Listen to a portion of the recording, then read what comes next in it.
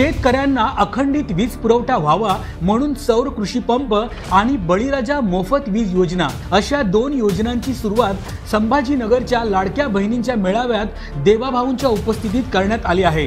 यावेळी मागेल त्याला सौर कृषी पंप योजनेअंतर्गत शेतकऱ्यांना 60,000 पंप देण्यात आले आहेत। त्या पंपांचा विमा उतरवण्यासोबतच पुढील 5 वर्ष पंपांच्या दुरुस्तीची जबाबदारी देखील सरकारने उचलली। छत्रपती संभाजीनगरमध्ये सर्वाधिक सौर कृषी पंप लावण्यात आले आहेत। येत्या 18 महिन्यात शेतकऱ्यांची सर्व वीज सौर ऊर्जेच्या माध्यमातून येणार असून शेतकऱ्यांसाठी स्वतःची वीज कंपनी स्थापन करणारे महाराष्ट्र हे देशातील पहिले राज्य ठरले आहे। देवाभाऊंच्या राज्यात वेगवान निर्णय आणि घडतोय समृद्ध महाराष्ट्र।